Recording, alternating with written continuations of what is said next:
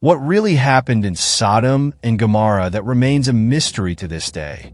Biblical cities, known for their divine destruction, carry secrets that can challenge our historical and spiritual understanding.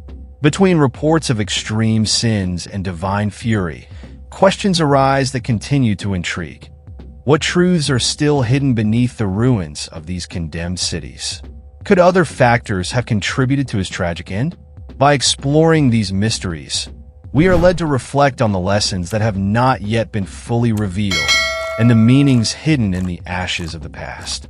The cities of Sodom and Gomorrah, rooted in the fertile Jordan Valley, flourished like jewels under the blazing sun.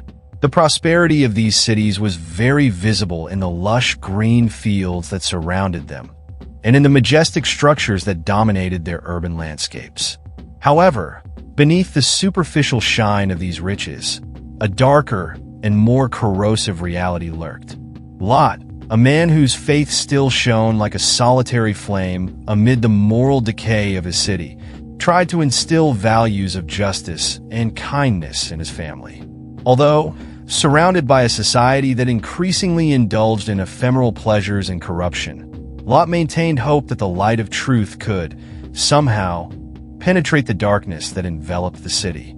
On a day like any other, as Lot watched the busy streets of Sodom, he reflected on the rumors he had heard, whispers of destruction and God's judgment. The corruption had become so deep that the laughter and shouts of joy that echoed through the streets seemed filled with a weight of sadness and despair, as if the earth itself, beneath their feet, mourned the abominations committed by its inhabitants.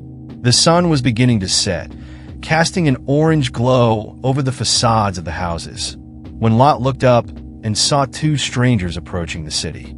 There was something about them that seemed different, an aura of serenity and authority that contrasted sharply with the chaos of Sodom. Moved by an impulse of hospitality and a hint of curiosity, Lot approached them, offering shelter and comfort in his home. In welcoming the strangers, Lot was unaware that he was opening the doors of his home to angels in disguise, sent to witness the magnitude of the city's depravity and to begin a sequence of events that would change his life forever. That night, as his family gathered around the visitors, sharing bread and stories, a sense of restlessness grew in Lot's heart. He sensed, in his silent prayers, that time for Sodom's redemption was running out, and that something monumental was about to happen, something that would test his faith like never before. So that night, under the stars that silently witnessed the human drama below, Lot's story took a decisive turn.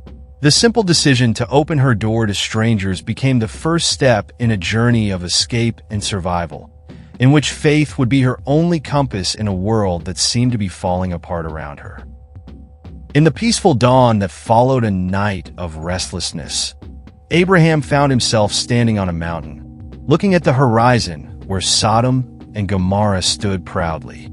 He felt a deep concern for Lot and his family, but even more so for God's justice. As the sun rose, dyeing the sky with golden and red hues, Abraham prepared for a dialogue that would go beyond human understanding, a dialogue with the Creator himself. God, in his immensity, revealed to Abraham the plans for the destruction of sinful cities. The news weighed on Abraham's heart like a stone. He, known for his faith and righteousness, could not help but think of the innocent souls who might be lost in the tumult of sin. Will you also destroy the righteous with the wicked? Abraham asked God, his voice filled with fear and hope. And if there are 50 righteous people in the city, will you still destroy it? This questioning was not just a negotiation. It was the cry of a man who believed in divine mercy and justice. God, in his response, offered Abraham a promise of clemency that resonated with the patience and understanding of a father. If I find 50 righteous people, I will spare the city for their sake. This dialogue continued, with the numbers dwindling, until only 10 righteous people were needed to save the entire city. God's every answer was a reflection of his merciful and just nature, And Abraham's every question revealed his growing anguish and compassion for the lives in Sodom and Gomorrah.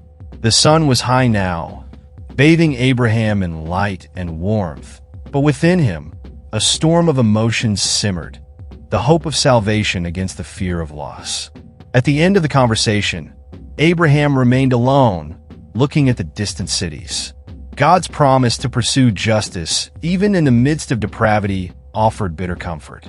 Abraham knew that, despite his intercession, the fate of Sodom and Gomorrah was sealed by the actions of its inhabitants. This solitary moment on the hill was not just a break in the story. It was a meditation on the power of the intercessor, the responsibility of the righteous, and the profound seriousness with which God views sin.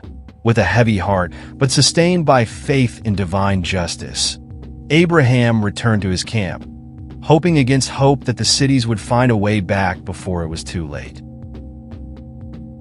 As the sun began to set, dyeing the sky in deep, vibrant colors, the two strangers who had found shelter under Lot's roof prepared to reveal their true nature. The angels, disguised as travelers, felt the weight of the mission entrusted to them. That night, in Sodom, men's hearts would be tested, and divine justice would finally be revealed.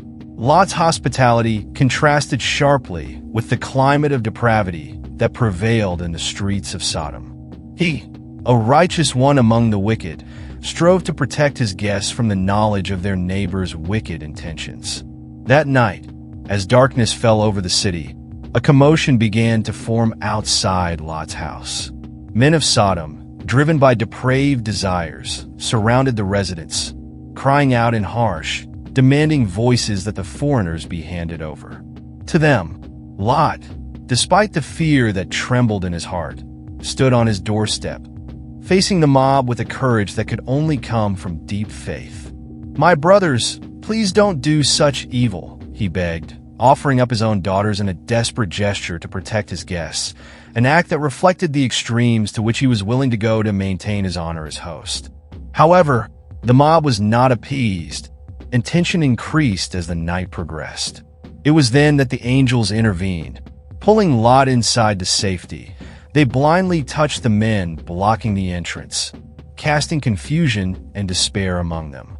This supernatural display of power not only protected Lot and his family, but also served as a definitive sign of the grave sentence that was about to be imposed on the city. Inside the house, as screams and confusion reverberated outside, the angels revealed their true identity and purpose to Lot. "We must get out of here," they warned, "for we have been sent to destroy this place because of the great evil that permeates every street and every home."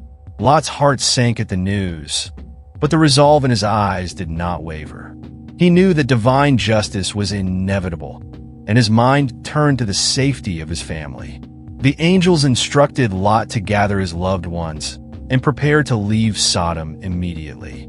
"Do not look back, and do not stop anywhere on the plain," they ordered. "Flee to the mountains, or you will be swept away in the destruction that will come at dawn." The urgency of his words impelled Lot to act quickly, as the night unfolded like the dark prelude to a foretold tragedy. So, while Sodom slept, ignorant of the approaching dawn of fire and brimstone, Lot and his family prepared for an escape that would test their faith and obedience, and that would mark the end of an age of sin and the beginning of a journey into search for redemption. Dawn still enveloped Sodom in its dark cloak when Lot, guided by the urgency of the angels, hurried his family to leave the condemned city. Still dazed by sleep and disbelief, his wife and daughters clung to the few belongings they could carry, while Lot looked back at the house that had been his home. "We must go now," Lot insisted, as the first signs of dawn began to lighten the sky. They followed the familiar paths of Sodom, now eerily silent and deserted, with the shadow of impending destruction hanging heavy over them. Lot's heart was heavy, not only because of what he left behind, but because of the uncertainty of what would lie ahead. As they moved into the distance, the angels reiterated the crucial warning: "Do not look back, no matter what you hear or feel." These words echoed in Lot's mind as he led his family through the last streets of the city. In the distance, the first rumbles of destruction began to be heard, a terrible sound that marked the fulfillment of the divine word. Lot's wife, however, moved by a mixture of nostalgia and disbelief, could not resist and took one last look back. In that moment, she was transformed into a pillar of salt, an eternal monument to disobedience and the cost of hesitation before God. Lot and his daughters, now in the lead, did not dare look back after the scream of horror they heard. Reaching a safe place away from the destroyed plains, Lot and his daughters found refuge in a cave in the mountains. There, sitting among the shadows and silence, the weight of what they had lost and escaped began to settle upon them. Lot, in particular, struggled with guilt and grief for his lost wife and the life they had left behind. In this improvised refuge, as the day broke brightly and the sound of destruction dissipated in the distance, Lot reflected on the choices and paths that had led them there. The faith that had guided his steps thus far seemed both a blessing and a burden. As he contemplated the uncertain future and the responsibilities he still carried as patriarch of his little family, now reduced and shaken, but still under divine protection. As the sun rose, dyeing the sky in shades of gold and orange, the landscape around Sodom and Gomorrah was unrecognizable. The devastation was complete. Pillars of smoke rose into the sky, while the fire and sulfur that had rained from the sky now lay as silent witnesses to divine wrath. For Lot and his daughters, sheltering in a distant cave, the world they knew was gone, replaced by a reality marked by loss and the miracle of their own survival. In that new dawn, while the outside world still burned, Lot sat at the entrance to the cave, looking at the now changed horizon. The choices of the past and the events of the last few hours weighed on him with crushing gravity. Lot's daughters, although safe, shared an expression of shock and sadness, only partially understanding the magnitude of what had happened. The silence between them was palpable, each lost in thought, pondering the meaning of their salvation and the cost of disobedience. The image of Lot's wife, transformed into a pillar of salt, haunted not only the path they had fled, but also their memories and their hearts. It was a permanent reminder of the consequences of doubt and fear, and the importance of unwavering faith and obedience. As the day progressed, Lot reflected on God's promises and the righteousness of his actions. Although the future was uncertain and the road ahead was undoubtedly arduous, there was also a sense of renewal and possible new beginnings. Lot knew that his faith would be tested many times yet, but he also recognized that each test was a chance to reaffirm his devotion and his trust in divine providence. However, the destruction of Sodom and Gomorrah would serve as an eternal reminder of the profound implications of sin and divine justice. For Lot, the life he would follow would require constant reflection on the lessons learned in the ashes of lost cities. And for their daughters, growing up under the shadow of these events would irrevocably shape how they viewed the world and their own spirituality.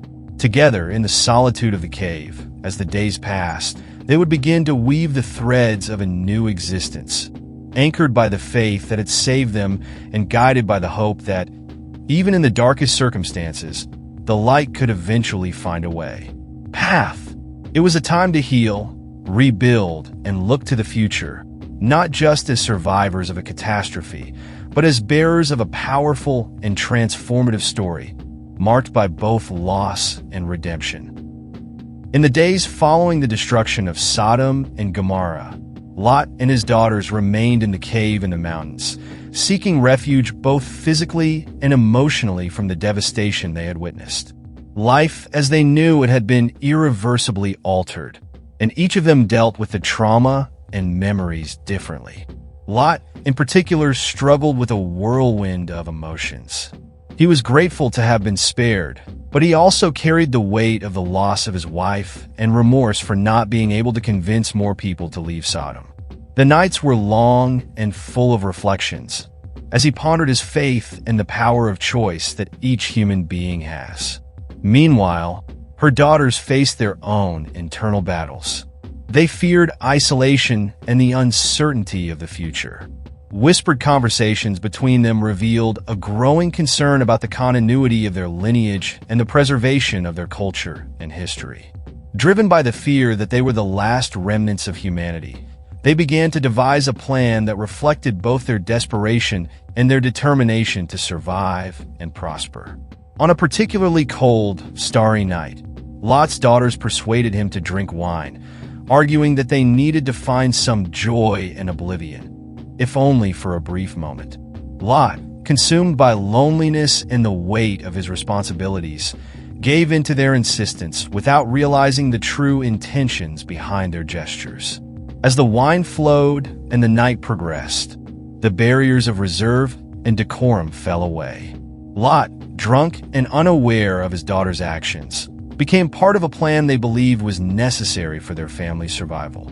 In their distorted view, they believed they were acting in the name of a greater good, preserving their father's seed as a means of ensuring the future of their people. The acts of that night, accomplished under the veil of darkness and despair, would later result in the birth of two sons, who would become the progenitors of the Moabites and the Ammonites. This incident, marked by a complex mix of faith, failure, and destiny, would plant the seeds of future nations. But it would also serve as a grim reminder of the consequences of decisions made in moments of deep despair. Thus, in the solitude of the cave, and under the cover of night, a new page in the story of Lot and his daughters was written, intertwined with themes of salvation, sacrifice, and the painful reality that, even in the most extreme circumstances, humanity still seeks to create hope, often in ways that challenge ethics and morals. After the tumultuous events and controversial choices made in the cave, Lot and his daughters faced the consequences of their actions.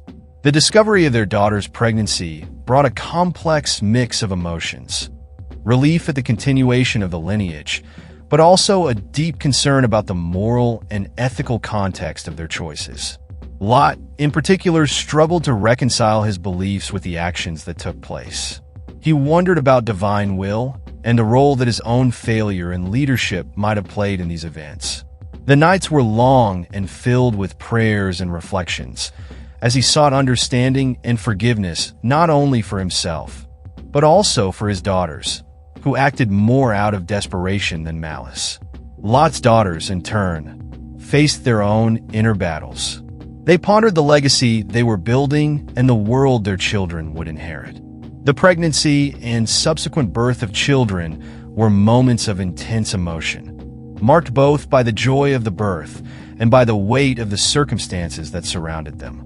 Over time, these children would grow up to become the founders of the Moabites and Ammonites, nations that would have complex interactions with the people of Israel for centuries to come. These relationships, often tense and conflictual, would be a constant testimony to the actions and choices of their ancestors. Lot, reflecting on events and their consequences, often found himself contemplating divine justice and mercy. He recognized that, despite the mistakes made, God had allowed his lineage to continue.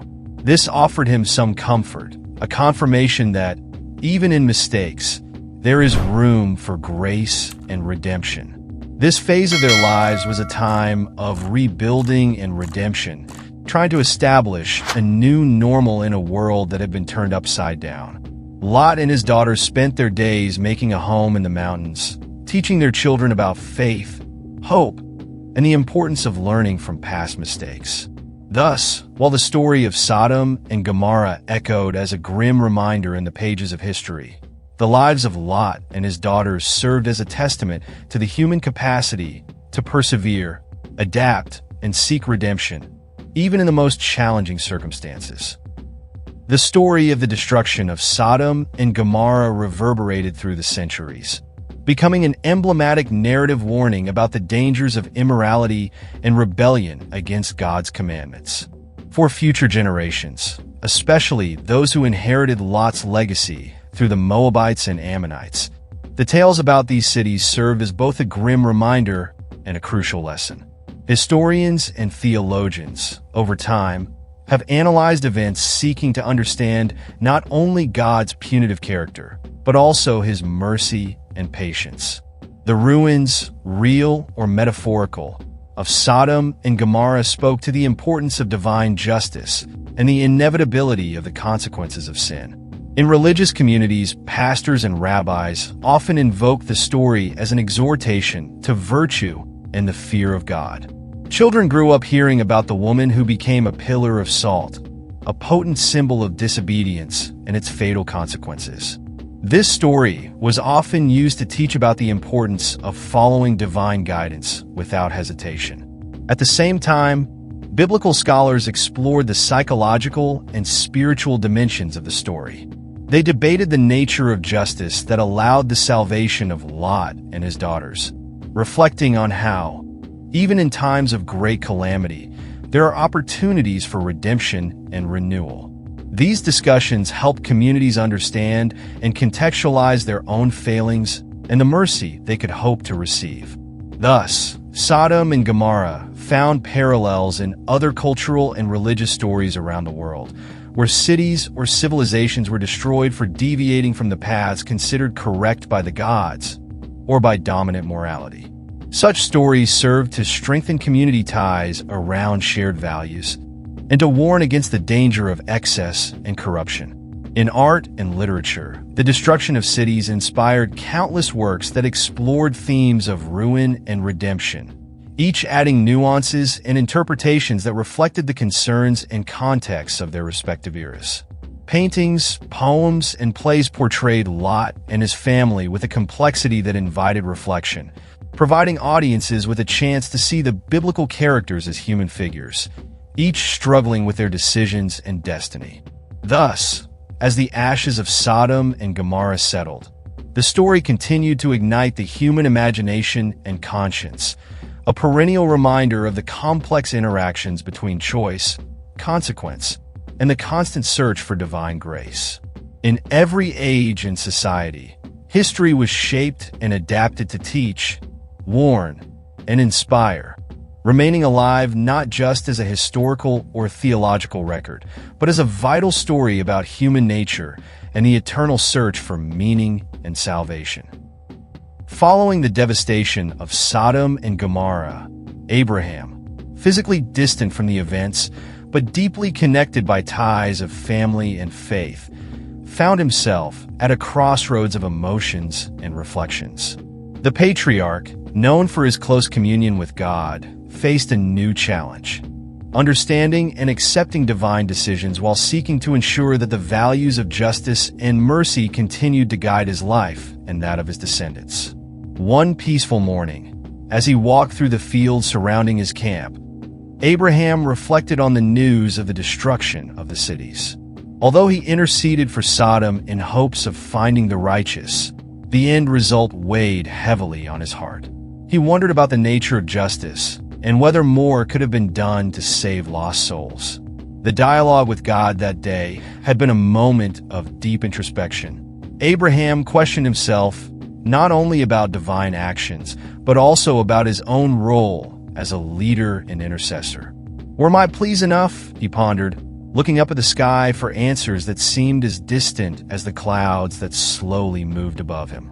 Upon returning to camp, Abraham decided to gather his family and servants to share the lessons learned from the fall of Sodom and Gomorrah. In a firm but emotionally charged voice, he spoke about the importance of maintaining faith and morality in a world that often seemed to give in to sin and corruption. We must live righteously, not just out of fear of God, but because it is the path to true peace and prosperity, he taught. The discussion opened space for everyone to share their concerns and hopes. The questions were many and the answers were not always satisfactory, but the act of talking strengthened the bond between them and deepened their commitment to God's ways. Abraham emphasized that, despite the uncertainties, faith should be the compass that would guide his actions. The days that followed were of deep reflection for everyone in the camp. Abraham, in particular, spent long periods alone, meditating, and praying. He sought to better understand the complexity of divine decisions and his role as leader of a promised nation. The story of Sodom and Gomorrah became a central component of his teaching and a constant reminder of the responsibilities that accompanied covenant with God. This period of introspection and teaching not only shaped the future of Abraham and his family, but also established a legacy of faith, justice, and the search for understanding that would characterize the people of Israel throughout the generations. In every step and every decision, the memory of the destroyed cities served as a beacon, a powerful reminder of what could happen when humanity strayed from the paths of the Most High. In the years following the destruction of Sodom and Gomorrah, religious communities and followers of Abraham devoted themselves to extracting moral and spiritual lessons from that dark history. This story, rich in drama and meaning, has become a pillar for teaching about the nature of divine justice, the importance of obedience, and the consequences of sin. This chapter would explore how these teachings were incorporated into the daily lives and practices of subsequent generations. Abraham and his descendants passed the story of Sodom and Gomorrah from generation to generation as a warning that God left against corruption and immorality. Parents told their children, reinforcing the values of piety and fear of God, showing that, even in a time of great depravity, it was possible to maintain faith and integrity. Spiritual leaders integrated the story of Sodom and Gomorrah into religious rituals and festivals, using it as a time to reflect on divine mercy and justice. During these events, entire communities gathered to hear the stories of their ancestors, renewing their commitment to God. The story also served as a basis for ethical and theological debates in communities. Rabbis and sages discussed the nuances of history, such as Abraham's negotiation with God and Lot's behavior, to draw lessons about individual and communal responsibility for maintaining righteousness. Children's education included teachings about Sodom and Gomorrah to instill moral values from an early age. Schools and religious learning centers used the story as a case study in good and evil, choice and consequences, teaching young people to discern and choose the right path in life. Artists and writers inspired by this story created works that explored its themes. Paintings, sculptures, plays, and poems depicted the dramatic scenes of destruction and salvation, serving as a means of conveying the emotions and teachings of the story to a wider audience. These aspects of the integration of the story of Sodom and Gomorrah into the life and culture of faith communities illustrate not only the importance of keeping alive the memory of divine actions, but also how the teachings derived from these memories shape the behavior and beliefs of entire societies. The legacy of these lost cities continued to influence, warn, and guide, serving as an eternal reminder of the need to live a life aligned with God's plans. As the story of Sodom and Gomorrah became intertwined with the theology and culture of communities over the centuries, its influence also extended to the philosophical and spiritual fields, impacting the way people understood the relationship between humanity and the world. Divine. This final chapter in the saga of Sodom and Gomorrah explores how the story has resonated over time, culminating in a profound reflection on the meaning of justice, mercy, and repentance.